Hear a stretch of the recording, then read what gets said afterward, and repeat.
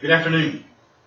Today I'm going to teach you about police corruption. This is for Professor Battle's Ethics and Professional Dilemmas class at Thomas University. We're going to be talking about police corruption. And police corruption is a worldwide problem that we have today in law enforcement and throughout America, but in law enforcement a lot. What we're going to be talking about today, or kind of what I'm going to teach you, is I'm going to define ethics. I'm going to tell you what that ethics is about. I'm going to give you the law enforcement definition of ethics. And then we're going to define police corruption. And when we define police corruption, we don't want to get police corruption confused with police crime.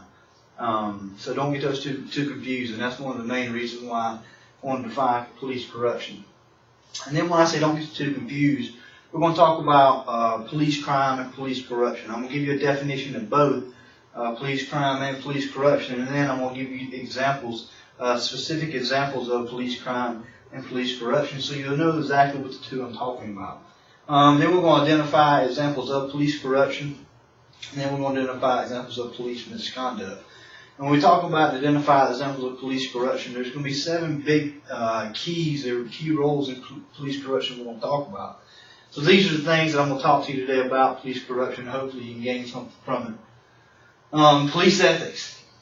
This involves moral behavior and obligations of what's right and wrong, good or bad. It includes a need or requirement to act in accordance with principles of right or wrong governing a group.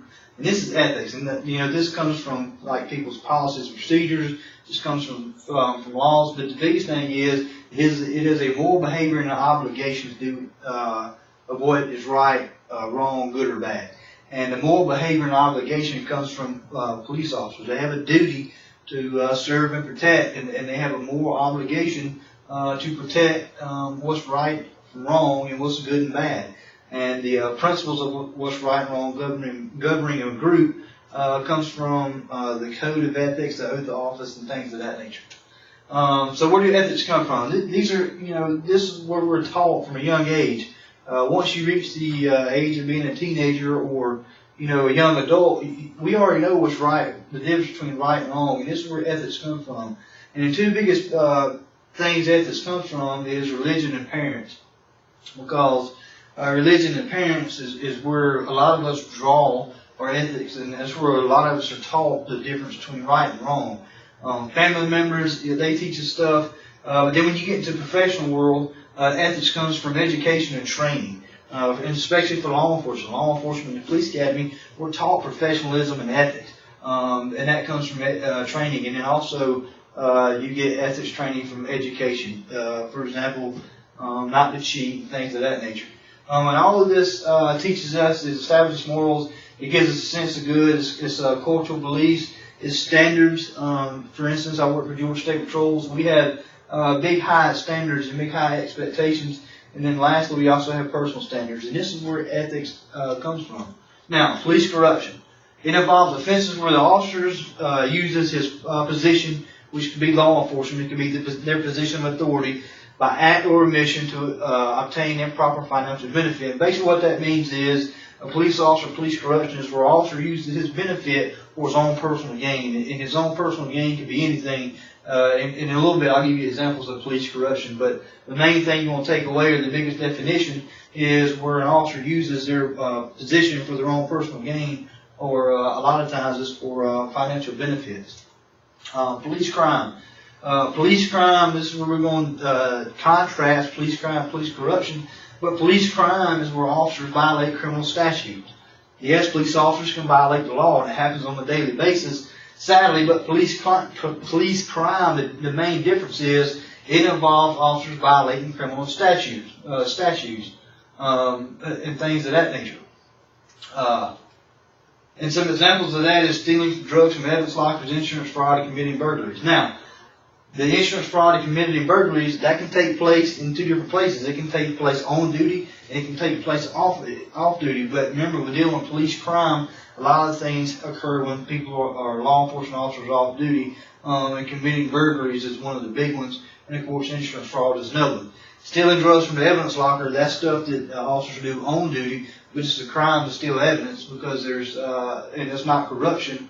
Because stealing is against the law, and there's a criminal statute against stealing. Now, police corruption, like I told you before, it's when the officers use their own position for their own personal gain. Now, some examples of that is taking bribes or providing police protection to drug dealers. Now, providing police protection, probably maybe a year or so ago, about 10 police officers in Metro Atlanta got arrested by the FBI. And what they got arrested for is providing police protection to drug dealers. That's police corruption, okay? And the reason that's not police crimes is because police were being provided graft or kickbacks, so they were using their position to protect drug dealers, and as they were protecting drug dealers, they were getting some type of personal gain, whether it be money or some monetary value. That's why it's police corruption.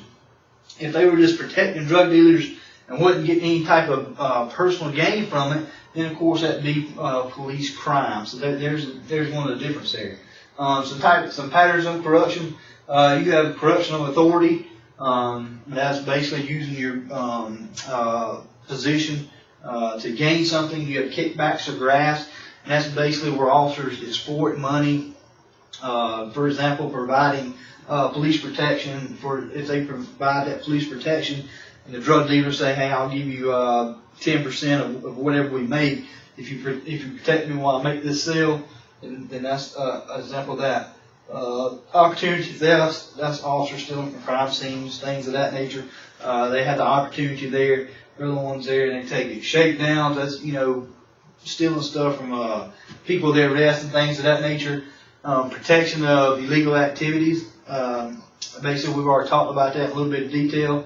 Fixes is where officer does stuff, direct criminal activities, internal payoffs, and sexual misconduct. And sexual misconduct is police corruption because they're gaining something off sexual misconduct. Remember, I said the big 7 causes of the roots of law enforcement or misconduct and crime is political interference. This is a big one in the small agencies because politically, the political interference is somebody, for example, a county commissioner gets arrested for DUI, and political interference is the way they step in and tell the chief and put pressure on the chief or sheriff and say, "Hey, if you don't provide or drop this charge, then I'll make it known that you won't get elected on the next term." That's an example of political interference. Poor backgrounds. You saw this back when Miami PD, back when they had a shortage of officers and the huge Hispanic influx in Miami, Florida. The Miami PD didn't have a lot of time to do backgrounds because they needed police force in. So poor backgrounds turned into what we know now, or a big corruption group, was known as the Miami River Street, or River Cops. Bad FTO programs, you see a lot of times this in small agencies because agencies don't have the time or the money to invest in FTO programs. And FTO programs is a very, very important process in law enforcement because FTO programs can sometimes weed out these corrupt officers. Negative leadership role models. In order for there to be a good agency to protect and prevent corruption, you got to have effective leaders. And if you don't have effective leaders, you're going to have a bad department. And a bad department stems from negative leadership role models. Lack of accountability is a big one. If you don't have some type of accountability in place, for example, evidence lockers, if there's not an evidence log, when people go into an evidence locker, there's no lack of accountability of who goes in and who comes out, what time somebody goes in and what time they come out, what did they go in there for, what did they not go in there for. If there's no type of or sense or lack of accountability, then that leaves the door because anybody can go into the evidence locker, take what they want to take, and there's no record of it. So, that's another one of those things of opportunity thefts. Sense of victimization, that's us against them. Speaking for law enforcement terms, that's what that means. It's law enforcement against the world. And when you get people, or law enforcement officers, to get to the sense of victimization, when they get into that aspect, that's a very dangerous role law enforcement officers can be in. And if you have negative leadership role models, it's very easy to miss the sense of victimization in law enforcement. And if you have negative leadership, then lack of accountability also. So they kind of go hand in hand. And you have a lack of courage. If you get officers that lose their courage, for example, they get down in the dumps or they get in bad financial situations, and their courage is taken away from them, it's a prime opportunity for law enforcement to fall into the trap of lack of courage. Now, misconduct. These are examples of misconduct, or some of the main misconduct practices throughout law enforcement today. A big one is brutality. Okay, brutality is, for example, the Rodney King incident. That was a sign of misconduct, and a sign of police brutality. Striking somebody when they're handcuffed. That's another example of brutality. Sex on duty speaks for itself. Law enforcement officers don't get paid to have sex on duty, so when they're doing that, they're actually stealing from the agencies they're working for, and that's another one. Peeping times or avoiding risky contact, non-sexual contact, contact with crime victims, contact with offenders, contact with juveniles, sexual shakedowns, and citizen-initiated sexual contact. Now, the big one up here that a lot of people, you see a lot of people getting in trouble for today is sexual shakedown. You see a lot of sexual harassment complaints coming in of officers sexually harassing people or women as they're arresting them for whatever the offense may be. Some more things: sleeping on duty, drinking on duty, use of drugs, police lying, accepted lying, tolerated lying, and deviant lying. All right, anything to do with lying in law enforcement misconduct. Okay, and if you start police lying, then police lying becomes accepted lies. If you start tolerating lies, and the law flows downhill. Now, the biggest thing about lying is if that becomes a tolerated practice in the department is headed in a bad area downhill because they're headed into that corruption path. So lying can always turn into corruption. Now, use of drugs, drinking on duty, and sleeping on duty, that all goes hand in hand. Usually, if you got an officer that comes to work and they're tired all the time, they got that bloodshot red eyes, and they look like they're, they look rough on duty. It could be a sign that they're drinking on duty, or it could be a sign that they're using drugs real heavily. And then once again, if you go back to that lack of leadership, or you go back to that negative leadership with negative role models, a lot of those will miss those. Now, the deviant lying pretty much speaks for itself. Now, police misconduct and corruption exists. There's 4 categories this goes in. The biggest one is lust. Okay, law enforcement officers fall in a sense of lust, and lust a lot of times gets law enforcement officers in trouble. In internal affairs, this is something right here we deal with, on a lot. Officers fall into a trap of lust. Greed is by far the #1 causes of police misconduct and police corruption.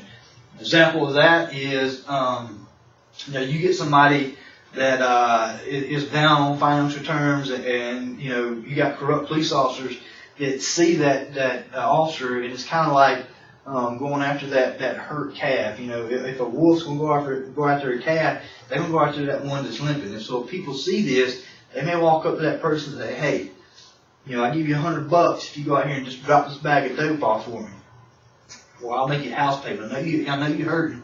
Well, then they do that. Nothing happens to them. They don't get caught. They don't get in trouble. But then that house payment turns into $1,000. That $1,000 turns into $2,000. Eventually they get greedy. Eventually they get caught. And all that turns in it starts off in misconduct. It turns into corruption. Now, anger can fall into the issue of brutality. And speaking from a law enforcement professional's perspective, anger a lot of times will get officers in trouble because they'll get pushed and they'll go over the limit and they'll lose their sense of focus. And they lose that sense of focus because they get mad and they end up striking somebody when they're handcuffed, or they end up brutally beating somebody because they're mad at them. Okay, anger a lot of times, I've seen it, not too many times, but I've seen it some in internal affairs doing the job that I do. That anger a lot of times will get guys in trouble, and then of course peer pressure. Fall into the trap of peer pressure. We all know what that is. And in law enforcement, there's a big, huge where you want to be accepted by your peers. And a lot of times, if you're not doing what the group's doing, okay, then you fall into that trap of misconduct. A good thing about peer pressure is the Neal street shooting where Miss Johnson lost her life. The APD officer, Officer Tessler, or former Officer Tessler, he fell into the trap of peer pressure. We sent him off to prison for 5 years because he wanted to be accepted by his peers. He wanted to be accepted by the two guys in his group because they were considered superstars in the agency. Well, what he failed to realize was he totally missed the fact that they planted evidence and all that, and they put pressure on him to lie, try to lie his way out of it, and eventually it caught up with him. But that's just the four main categories condensed into corruption and misconduct: is lust, greed, anger, and peer pressure. Out of all the examples we've given. Now, police ethics. Corruption only exists where it is tolerated by officers themselves. Every agency needs to have an independent IA, or independent internal affairs investigation. However, corruption only exists where the officers let it exist. If police will police themselves, a lot of the stuff that we see on the news, a lot of the stuff of officers protecting drug dealers or things of that nature, if the police would police themselves, then it wouldn't let the corruption exist, and it would not exist. It would go away, because if you put enough pressure on law enforcement officers, they will eventually move, or they'll eventually go away. Only the police, like I said before, only the police peer group can permit unethical behavior, and only the police peer group can eliminate it. This goes if you police your peers, all right, and this can go on law enforcement, it can go in anywhere, but for law enforcement especially, the police peer groups permit unethical behavior, all right, it's going to continue, okay? But the police peer groups, if they put peer pressure to put a stop to it, they're going to, the misconduct or corruption will go away. And each law enforcement officer, they take an oath of office every year. Not every year, but once they get hired and finish police academy, they are sworn in. They take an oath of office, and the oath of office does three things: you uphold the Constitution, you protect the Constitution, and you serve the citizens. And that's basically the three main parts of an oath of office. Well, protecting and upholding the Constitution, each law enforcement officer has the individual responsibility for maintaining the integrity of his or her agency. Okay. If a law enforcement officer totally forgets about this, about protecting the integrity of his or her agency, I can promise you that agency will be in the news, okay? New Orleans has been in the news, Miami's been in the news, APD's been in the news. Just probably about every major law enforcement agency throughout America has been in the news, and this is why. Because you got law enforcement officers out there that work for that agency that do not take the responsibility and do not take the pride in maintaining the integrity of their agency. And if you take the pride and you try to prevent the pride, you try to prevent it, or you put FTO programs in place, and the FTOs take pride in that, and they actually do what they're supposed to do, and they're taking a responsibility for maintaining the integrity of the agency. And ethics check, this is what every law enforcement officer needs to think about before they make a decision. The main thing is the decision they're making, is it legal? Okay, is it violating law? Is it violating the Constitution, or is it violating somebody's constitutional right? They can answer yes, it's legal. Then they can go to the next question: is it balanced? Is it fair? Okay, are they making a professional decision off fairness, or are they making it off personal bias or things of that nature? They can answer yes, I'm making the decision based off it being fair, based off it being legal, based off it being right, and they can go to the next question which is, how do it make me feel about myself? If they can answer it, if they can say, I can go home at night, I can lay my head down, and I can sleep, then I promise you, if they can answer yes, and then okay to these three questions, I can promise you that the decision they're going to make, it is an ethical decision. This is kind of where my information came from. But the thing about police corruption and police ethics is, for the most part, law enforcement officers do a good job maintaining the integrity of their department. Now, every law enforcement, about 95% of law enforcement officers in America today are ethical individuals. A lot of things that helps us out or helps law enforcement out is polygraphs, backgrounds, things of that nature.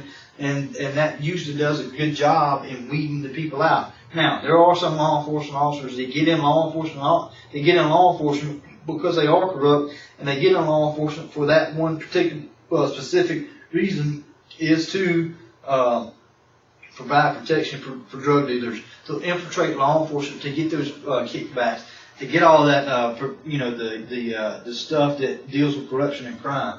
So hopefully you learned a little bit about this. Hopefully you know the difference between police crime, the difference between police corruption and police crime. Hopefully the examples that I provide you will give you some sort of an idea between the difference and hopefully the definitions, you really understand that ethics is the moral behavior of doing what's right and wrong, and corruption is where an officer uses his or her position for his own personal gain. I hope you enjoyed the presentation. Thank you.